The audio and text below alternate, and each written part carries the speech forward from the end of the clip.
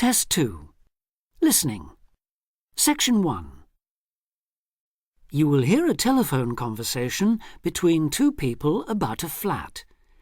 You will see that there is an example that has been done for you. On this occasion only, the conversation relating to this will be played first. Hello, this is Simon Marshall. I spoke to you the other day about renting flat 3A. Oh, yes. Hello, Simon. What can I do for you? Well, there are a few health and safety things I'd like to run through if that's okay. Yes, fine. Right. Well, the first thing, bearing in mind it's quite an old house, is whether there's any damp. I'm thinking here of the exterior walls and the floor. Well, I've never known any problems with damp there. It was all right last time I checked, certainly, though that was before the recent wet weather. I'd better have another look and get back to you on that. The woman says she had better have another look. So the answer is B for maybe. So B has been written in for you. Now we shall begin. You should answer the questions as you listen because you will not hear the recording a second time. Listen carefully and answer questions 1 to 6. Hello, this is Simon Marshall. I spoke to you the other day about renting flat 3A. Oh, yes. Hello, Simon. What can I do for you? Well, there are a few health and safety things I'd like to run through if that's okay. Yes, fine. Right. Well, the first thing, bearing in mind it's quite an old house, is whether there's any damp. I'm thinking here of the exterior walls and the floor.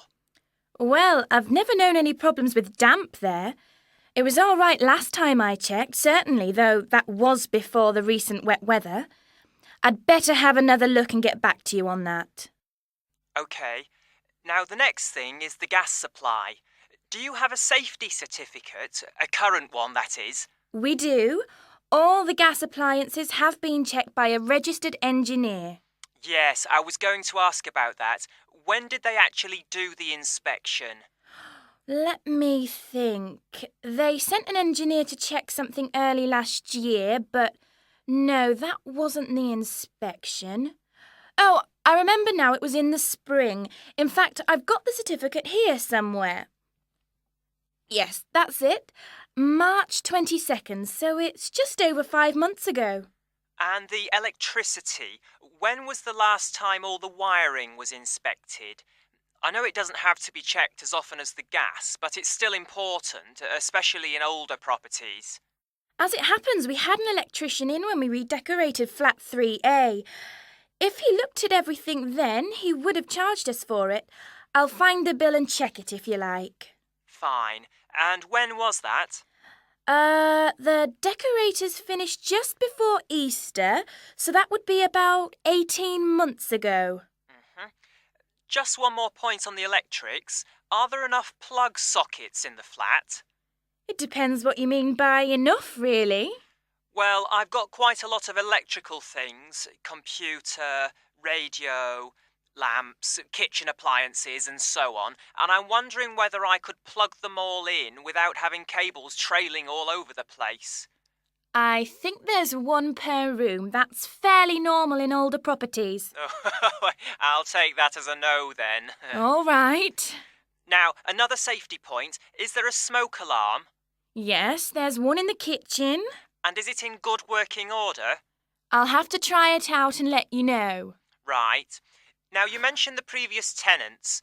Do they, or anyone else who's lived in the flat, still have keys to the door? We're very strict about that. Everyone has to hand back the keys when they leave or we don't return the deposit. And those in 3A have always done so. Test 2. Listening. Section 1. Now listen and answer questions 7 to 10. OK. Now, there are a few other practical details. Firstly, you mentioned a room where people can leave things like suitcases and bags and things. Where exactly is that? Is it next to 3A, which I take it is on the 3rd floor? Well, the apartment's on the third, yes, but the storeroom's a little way away, just past the second door to the right. Under the stairs, in fact. But it's on the same floor, isn't it? Yes, it is. Fine. Now, another thing I wanted to check is that there's hot water in the apartment. Oh, yes. It runs off the central heating. That was installed back in the 70s, I think, so there's a permanent supply. But is it really hot? Not just warm or lukewarm? I suppose it depends what you mean by hot. But it's at a constant 60 degrees. Oh, that sounds fine. Yes, it used to be set at 55, but last year the tenants asked us to increase it, so we did. Oh, I'm glad about that. OK, now can you tell me a bit about the yard and the garden? How big are they? Well, the yard at the side of the house is about 20 square metres. Oh, so there's room for my motorbike then? Actually, it's only a 50cc moped, but I like to keep it off the road at night. Yes, there's more than enough space there, even with all the wheelie bins. And the garden? That's much bigger, about 150 square metres. Who looks after it, by the way? Old Mr. Collins. He's almost 90, but he's out there every day. And the last point, the TV. What size screen is it? It's 70 centimetres wide, I think. No, sorry, that was the old one. This one's 80. You can get 90-odd channels on it, so I'm told. Really? So there's a satellite dish on the roof, is there? No, it's cable TV here. It doesn't cost much between everyone, though. That's very interesting. OK, thanks for your help. I'll be in touch again soon. Thank you. Bye for now. Bye.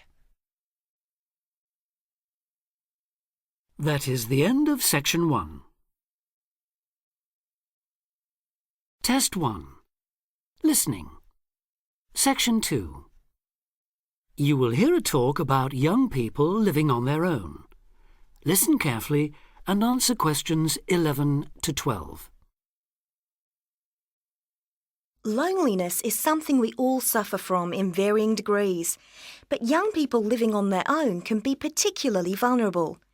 Many who leave the family home find they are less confident and have more difficulty in finding their feet than they expected. Often, going to work or study in another town or city will be the first time they have lived away from home. Although this may sound like an adventure for those dying to get away from the glare of the parental eye, for others it is a daunting prospect which generates apprehension, uncertainty and even fear. In fact, in a recent survey of over 1,600 people who had recently left home, 32% said that understanding and coping with loneliness was a crucial issue for them and made them feel highly stressed and distracted. An annual report by researchers last year recorded a noticeable increase in the number of individuals with homesickness, transition and isolation issues. Acknowledging that feelings of loneliness and isolation could impede progress at work or study, they examined the number of people using the welfare and health services. They found that young people in particular were prone to difficulties. Last year, 61% of all people using counselling services were aged under 30, and of this group, 57% were men. Test 2. Listening. Section 2. Now listen and answer questions 13 to 20. Leaving home involves a major change in lifestyle, work patterns and degree of independence. You will be away from home, family and friends and are no longer supported by familiar surroundings. For this reason, in the first year, a lot of young people suffer from loneliness. Ironically, this sense of isolation comes at a time when you are likely to be surrounded by people most of the time. Living in a busy city, travelling on crowded buses and trains, you will be constantly among people.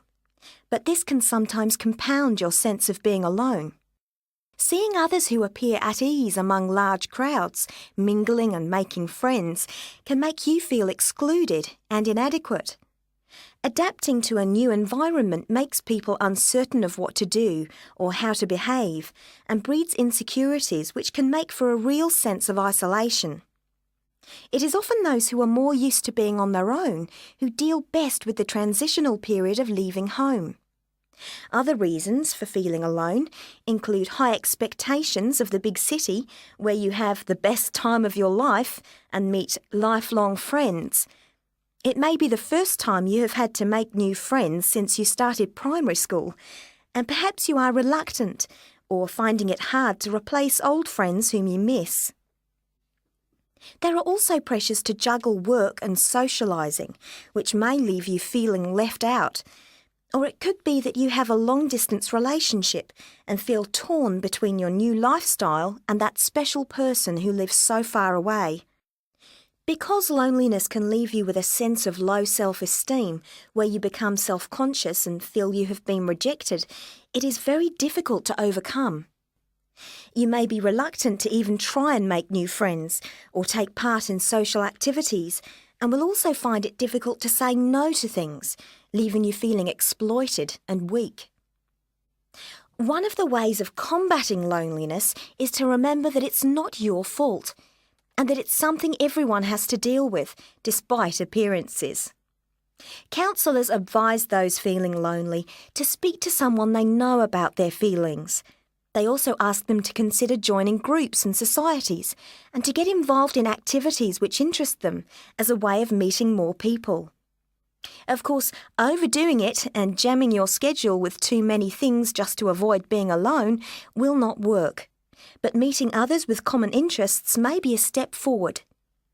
If you still feel like you need someone to talk to, you could try group counselling, where you will be able to talk to and receive support from a small number of people with the same difficulties as you. For more information or to be put in touch with an individual counsellor, contact the local town hall support services. That is the end of section 2. Test 2. Listening. Section 3. You will hear somebody talking to a group of students about a university language centre. Listen carefully and answer questions 21 to 24. Hi, I'm Katie Shaw and I work at the University Language Centre. Your tutor tells me you might be interested in using the centre, so I'm here at the college to explain a bit about it and, of course, to answer your questions. Where exactly is the centre? Is it near the college? It's actually on King's Road, just round the corner from here, in fact. Oh, I know it, yes. I wondered what that building was. Yes. What's there? Well, the library has about 4,000 books, pamphlets and transcripts to go with some of the 12,500 items on audio or video cassettes. These are at a wide range of levels of difficulty, covering language learning material in over 100 languages. There are also reference books without tapes, including dictionaries, grammars, grammar workbooks, vocabulary workbooks and model letters, as well as texts on academic writing and effective study habits, etc. Audio cassette workrooms are on the first floor, by the way. Do they get any foreign language press there too? Yes, the library subscribes to a number of European daily and weekly newspapers, including Le Monde from France, L'Espresso from Italy, and the weekly international edition of the Spanish paper El País. What about learning with computers? Can you do that there? CALL, or Computer-Aided Language Learning, is available on the first floor. How many PCs are there? Counting both Macintosh and PC platforms, there are 9 at present. There are materials in over 15 different languages, and new material and language categories are being added as library funds permit. The programmes cover verb drills, grammar exercises, activities to accompany multimedia textbooks, pronunciation, translation, and some multimedia applications. The same hardware permits access to the internet with its many language learning and discussion sites. What about TV? That's a good way of learning a language too. Yes, definitely, we agree. So on the second floor of the centre, there are televisions to view live satellite television broadcasts in 7 languages. Oh, which ones are they? Currently, we've got Arabic, French, German, Italian, Portuguese, Spanish and Russian. Turkish broadcasting can be viewed live on request. The centre records the news in French, German, Arabic, Italian, Japanese, Spanish and Russian, and English too.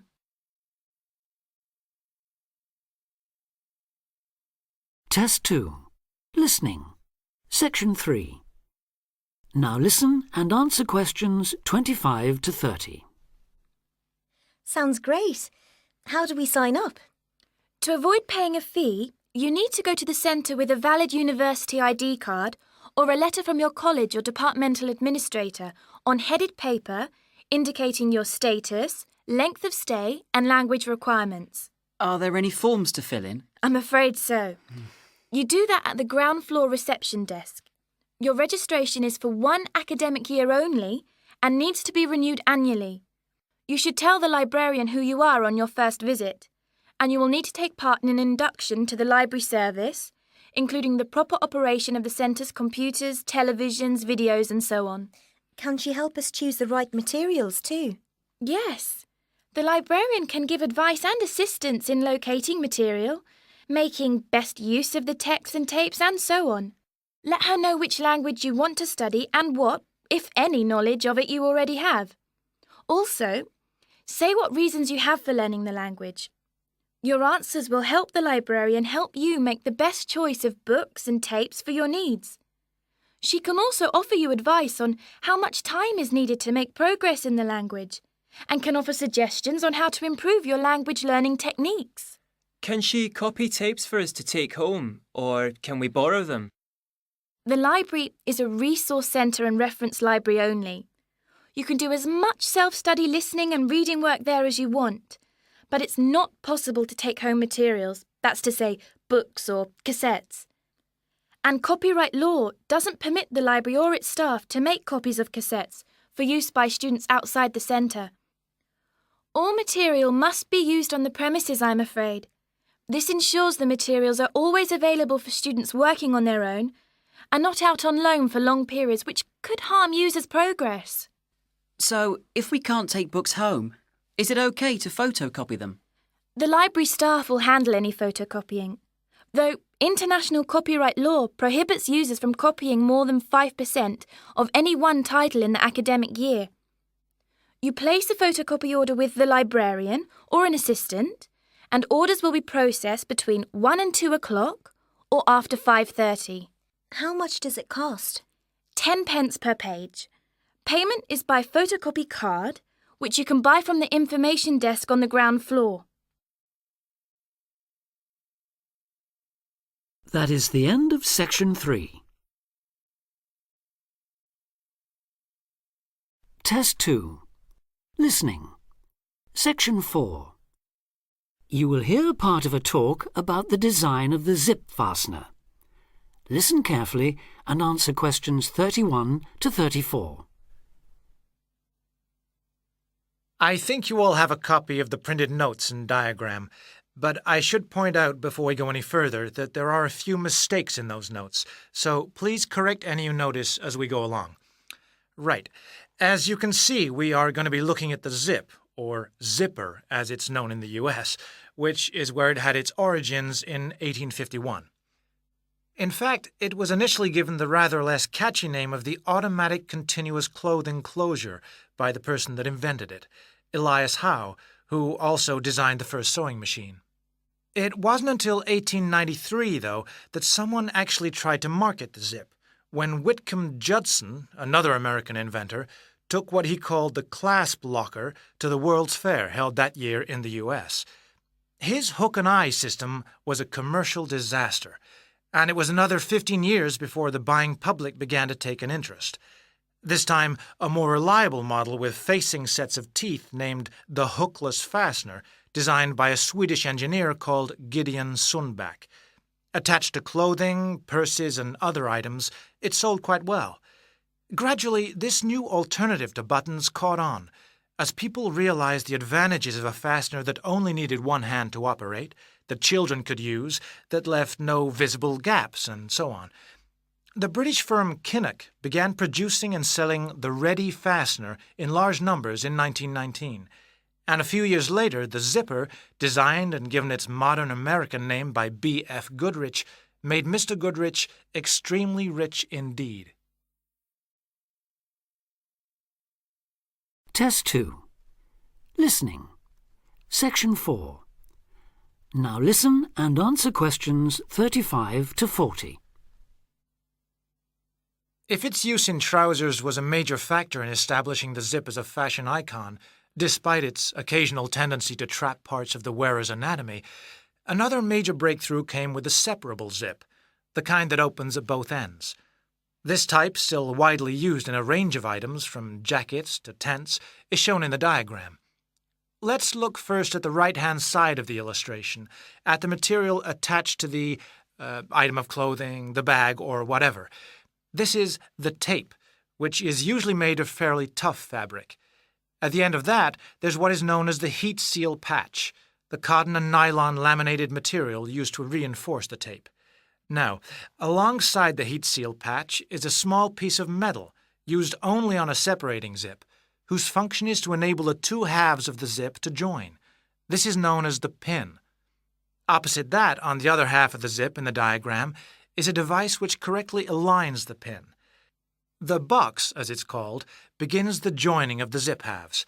Running up the inside edge of each half are dozens, possibly hundreds of metal teeth, each of which has a small hook and an equally tiny hollow.